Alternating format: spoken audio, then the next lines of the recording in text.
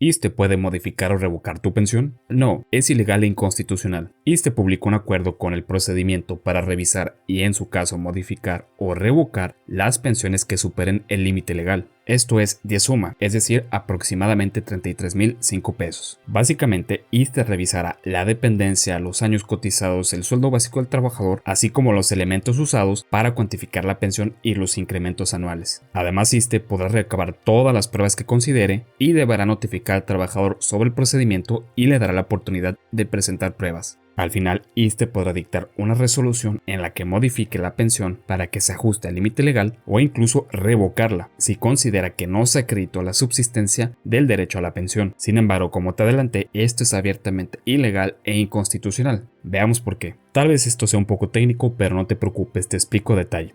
En primer lugar, la ley no faculta al ISSSTE a actuar así. Ahora, el artículo 14 y 16 de la Constitución establecen los derechos de legalidad, seguridad jurídica y garantía de audiencia. ¿Qué significa esto? Primero, que todo acto de autoridad debe estar debidamente fundado y motivado en la ley y la autoridad solo puede actuar conforme a ella. Además, las personas tienen el derecho a un juicio previo ante un tribunal con las garantías que les permitan una adecuada defensa en contra de actos que pretendan afectar sus derechos. Existe un principio llamado confianza legítima que prohíbe a las autoridades a actuar de manera arbitraria e intempestiva. Esta garantía, como ha reconocido la Suprema Corte, se relaciona con el principio elemental del derecho administrativo que prohíbe a las autoridades anular sus propios actos cuando hayan favorecido a un particular sin antes ir a juicio. En ese sentido, la Ley Federal del Procedimiento Contencioso Administrativo establece que toda autoridad que busque modificar o anular una resolución favorable a un particular debe acudir al juicio de lesividad ante el Tribunal Federal de Justicia Administrativa. Bueno, ¿y qué quiere decir todo esto?